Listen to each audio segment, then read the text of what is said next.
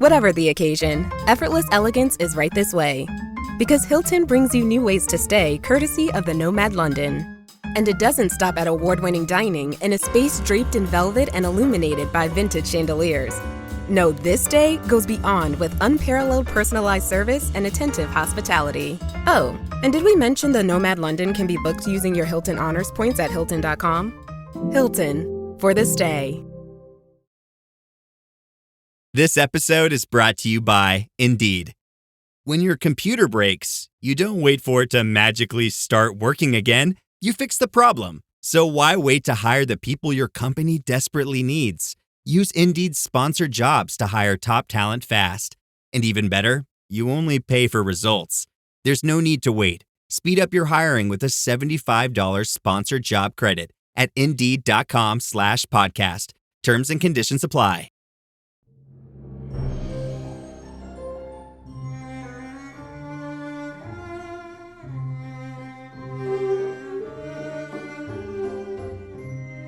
Hello and welcome to I Talk to Ghosts, the podcast that loves to play with creepy little things. I'm your haunted host, Jennifer, a spirit medium and a teller of ghost stories. And tonight, dear guest, I have for you ghostly tales of haunted toys. Then, after the spooky, join me for some spirit work. Join me at my séance table where I will open up the space for a spirit to come close for someone listening to the podcast. And since you're attending, this could be for you. That's later on in the podcast. But first, it's spooky playtime. The tales of haunted toys are starting right now.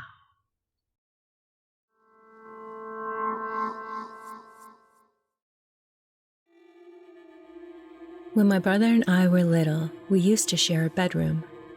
It was a cozy space filled with toys and bedtime stories. Eventually, when I got older, the old study down the hall became my new room. One of my favorite childhood toys was a small ragdoll. I never gave her a proper name. She was just Ragdoll. She had button eyes, yarn hair, and a sewn-on smile that always seemed a little crooked.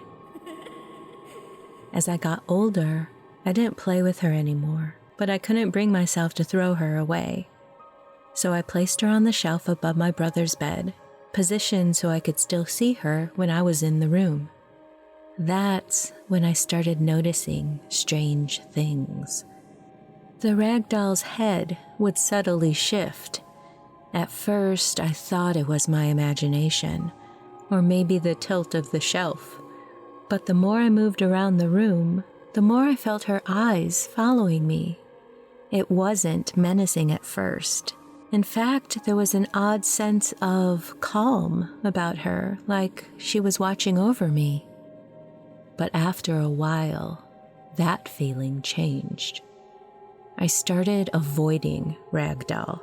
Her expression seemed to warp in the corner of my eye. Her smile, maybe just a blur in my vision, seemed more like a smirk. Some of my other toys began to go missing, or worse, they turned up damaged. My favorite soft seahorse turned up on my bed one day with a deep gash across its throat, stuffing spilling out like something had tried to tear it apart. Ragdoll was there too, perched on a shelf, staring down at the ruined toy like a silent witness. I did get my mother to fix my seahorse, but I wanted to get rid of Ragdoll. She had to go. During a massive house clear-out, my father was moving old things up into the attic. I took Ragdoll and I told her, "You've been mean to me, so I'm going to put you into the attic until you can behave." My dad chuckled, thinking it was a game, and placed her in a box under the eaves. Not long after that, I began hearing noises, soft thuds, deliberate footsteps pacing the attic floor above my room, sometimes tapping like teeny drumming on the boards. I tried to ignore it, thinking it was the house settling, but it didn't feel that way. Years passed. One day, my brother and I decided to go into the attic to look for our old board games. I had nearly forgotten about Ragdoll until we found her. She wasn't in the box where we left her. Instead, she was tucked into the darkest, furthest corner of the attic, facing the wall. Neither of us said a word. We just left her there and took the board games downstairs. We stored the games in the den, and that's when we saw her again. Ragdoll was already there, perched neatly on the shelf by the window, facing the room as though she never left. I froze. I hadn't touched her. Neither had my brother. I placed the games on the shelf, and we quickly left, locking the door behind us. After that, she began appearing in different parts of the house. It was always startling to come across her in cupboards, on chairs, even once nestled between the cushions on the sofa. Always in plain sight. Always seeming to stare at you. I felt silly, but I told her to stop, to leave things alone. But that didn't work. I kept finding her about the house. With one exception, she couldn't follow me upstairs. The bedrooms and the bathroom remained out of reach. Maybe she couldn't climb the stairs. Looking back, I can't believe that this was part of my childhood. It's amazing to me that strangeness could be so accepted. Maybe it's because everything is new to a kid and you just don't know any better. I'm not sure what happened to Ragdoll. I try not to think about it, just in case my thoughts have some kind of summoning power. I never want to see her again.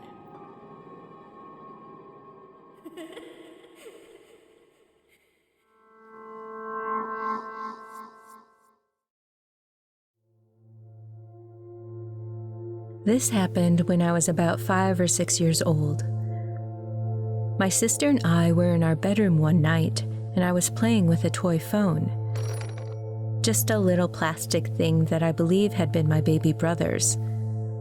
I said hello into the receiver, and clear as day, I heard a man's voice greet me back with, "Hello," right into my ear.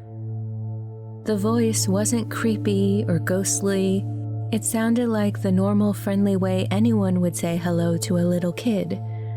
But I was still terrified, of course, and I ran to my parents. I even asked my dad if he had just said hello, but he hadn't. They tried to reassure me that it was my imagination and that everything was fine. As I got older, I kept trying to tell myself that this was just the active imagination of a kindergartner, even though my imagination had always been just about playing pretend with dolls or toys or friends, but I was always fully aware I was just playing. I never saw or heard things that weren't there. But I can still hear that voice in my mind. It didn't sound like anyone I knew, and I never heard a voice on that telephone again. Come to think of it, I was so spooked that night that I never played with that phone again. For whatever reason, I've always wanted to know if anyone else had ever had a similar experience, toy phone and all, or something similar. Since unexplained things like that have been pretty rare in my life, when they have happened, I guess they tend to stick with me. Half of me tries to find a logical explanation, and the other half is just weirded out for a very long time.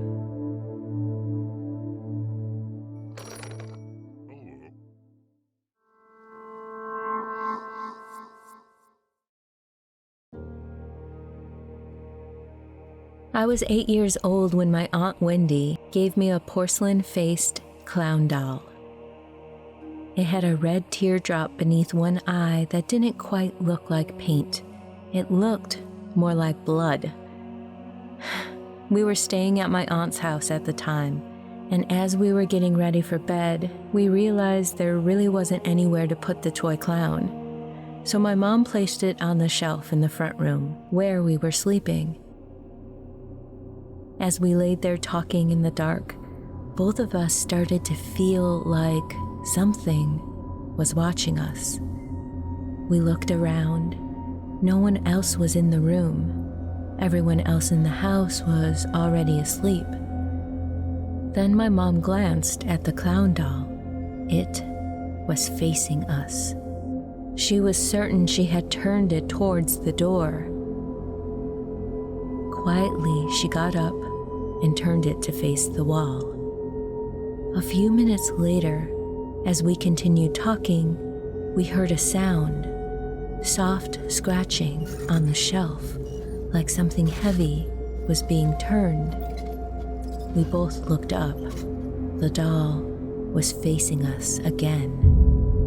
Thinking maybe my cousin was playing a prank, we checked her room, but she was fast asleep. I even nudged her leg to be sure. No one could fake being asleep that well. After confirming she wasn't the one behind it, we returned to the front room. My mom laid the doll flat on its face. Later that night, with everyone still asleep, my mom got up to use the bathroom. On her way back, she noticed the doll had somehow rolled over and was now lying on its back, staring at the ceiling. That was enough. She grabbed it and stuffed it into a bag with our clothes, and just like that, the heavy, watched feeling was gone. The next morning, we got a call about our new house. While we were packing, my mom told my dad she wanted to get rid of the clown doll. My dad said no. Aunt Wendy had given it to me, and he thought we were being silly. When we moved into our new place, my mom tried to hide the doll in the hallway closet, but my dad saw her and wasn't having it. He brought it into my room and placed it on my dresser. "This is where I want it to stay," he told me. The moment it was back in my room, the feeling returned, that awful sensation of being watched. And I swear to you, its face looked different, more threatening. That night, I couldn't take it anymore. I called for my mom, and when she came in and looked at the doll, without a word, she picked it up and placed it in the dresser drawer. The next morning, we told my dad the doll was creepy and we couldn't have it around anymore. He didn't believe any of it. He said we were making it up and told us to stop being ridiculous. My mom decided to call my aunt and ask if she ever experienced anything strange with the doll. And to our surprise, she said yes. In fact, they had kept the doll in the shed out back for that very reason. That evening, when we told my dad what my aunt had said, he called her to hear it for himself. But to our frustration, she denied everything. My mom and I felt like fools. The next day, while my mom and I were sitting in the kitchen, my dad walked in holding the clown doll. I said I wanted it to stay on the dresser, he snapped.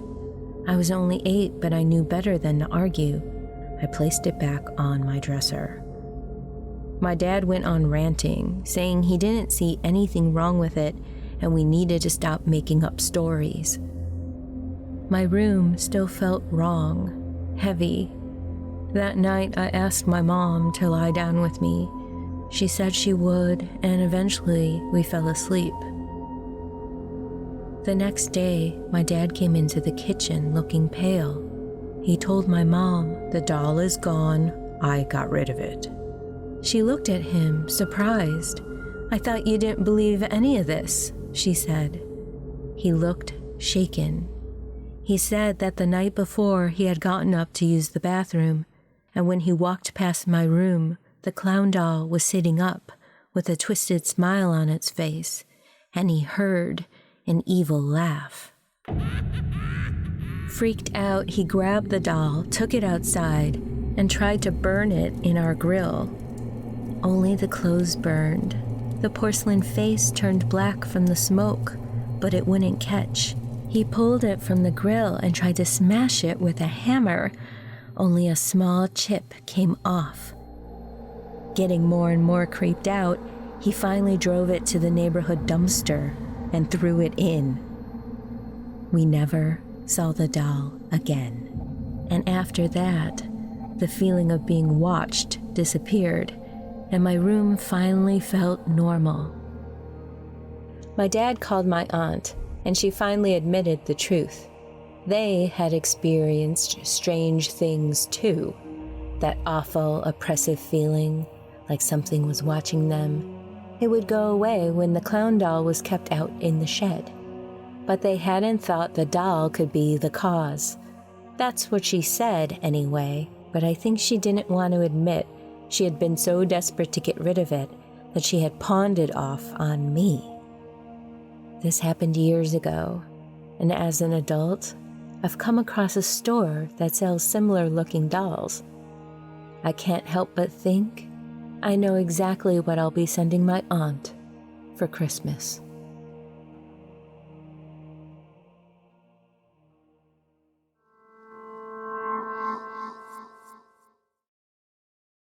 This episode is brought to you by Nespresso and Samra Origins by the Weekend Coffee Collection. Introducing Samra Origins. My collaboration with Nespresso is a connection to my roots, to my mother, Samra. Coffee that hits the right notes. It transports you. Crafted with unique notes and bold, soaring flavors. Experience a taste that moves you. Nespresso and Samra Origins. Discover more at Nespresso.com.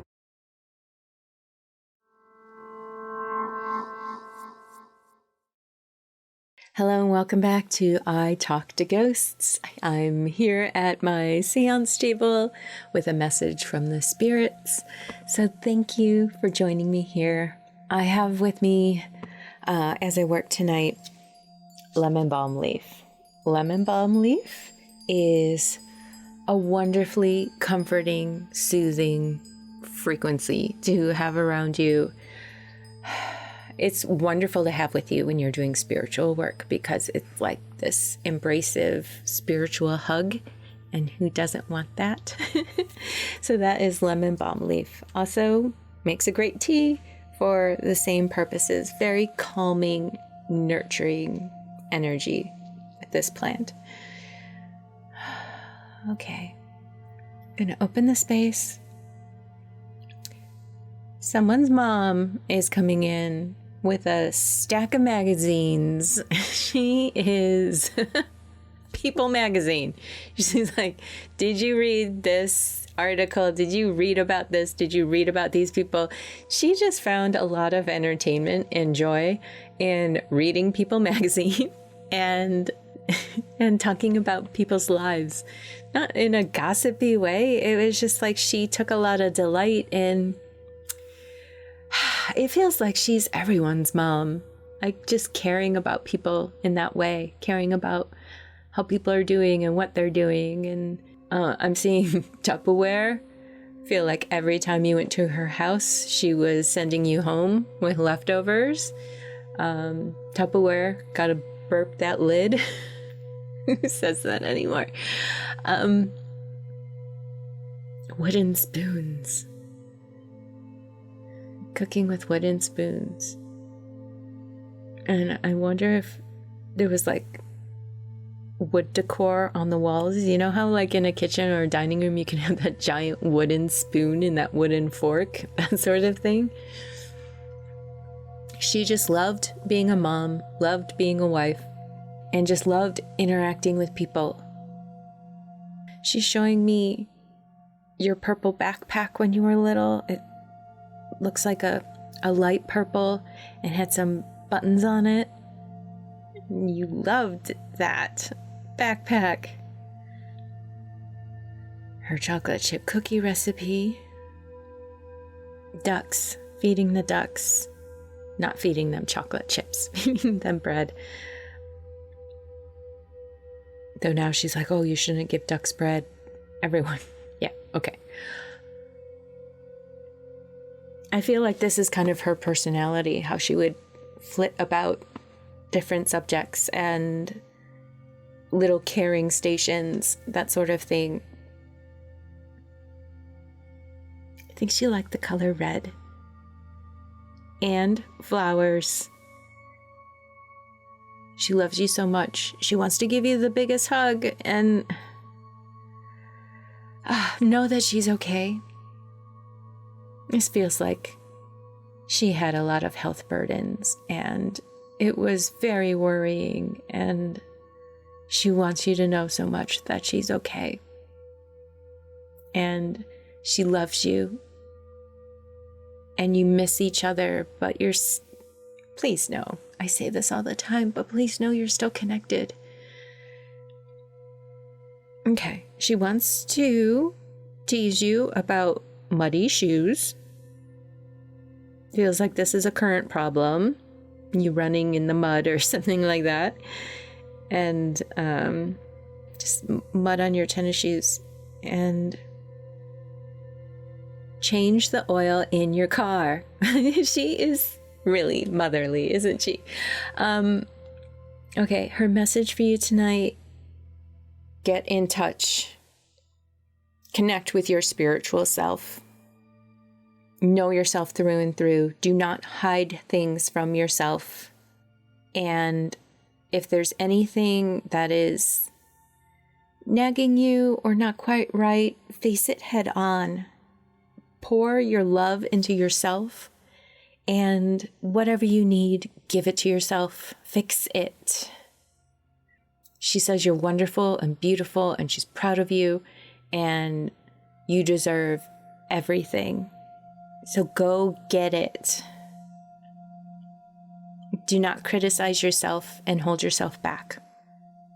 You deserve all the good things. All the good things. Okay, I'm going to leave it at that. She is a very lovely woman, and she really does care, and she's a really good talker. Yeah, she loves you. If this connects for you, please let me know, because I have a feeling she would love for you to have a session. Okay. Yeah, so please reach out. Thank you.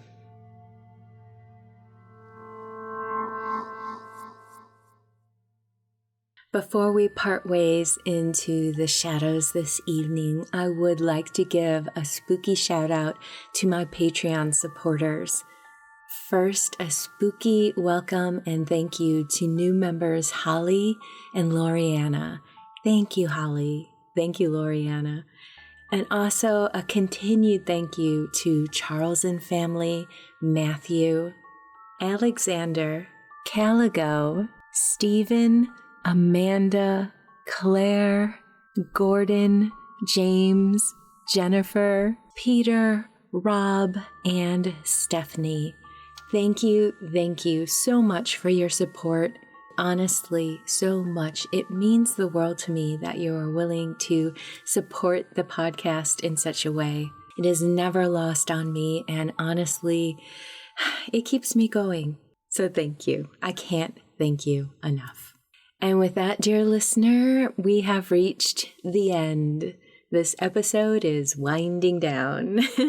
I hope you've enjoyed my spirit work that I shared with you this episode, as well as those creepy tales of haunted toys. Have you ever had a paranormal encounter with a toy? I would love to hear about it. So please reach out. You can always email me at speaknow@italktoghosts.com. In the meantime, wherever you wander off to in this world or the next, just remember, come back and visit with me. Have a lovely evening and good night. Stories have always been at the heart of who we are. Across every culture, humanity has passed down tales to share truth, to make sense of the unthinkable, to remember what must not be forgotten. At Macabrium, we continue that tradition. I'm your host, Derek, and every Sunday I bring you the segment Lore and Legends, covering dark oral histories, myths, and folklore told through captivating narrative storytelling. I give you the history, context, and cultural significance of the topic before diving right into an original narrative steeped faithfully in the tradition that inspired and often continues to inspire it. So, from tales firmly rooted in the supernatural on Sundays to meticulously researched true crime on our Tuesday segment, Macabrium delivers thoughtful, engaging episodes that keep you hooked until the very end. Follow Macabrium on Spotify, Apple Podcasts, or wherever you listen. I'll see you there. Hey everyone, I'm Erica. And I'm Elizabeth. We're sisters, wine lovers, and your hosts for the podcast Spirits Uncorked. In Season 2, we're leaving the haunted waters of Lake Lanier in Georgia and diving into all new spooky stuff. Shadow people? I've seen them. Haunted military bases? I've served on one. Local restaurants with ghostly reputations? I work at one. Okay, if something spooky doesn't happen to you, I worry about you. The paranormal is my normal. Plus, we'll sip and chat with horror authors, fascinating guests, and test out some superstitions along the way. Knock on wood. So uncork a bottle and pour a glass of the paranormal with us on Season 2 of Spirits Uncorked. Get ready for sips, scares, and sisterly sarcasm.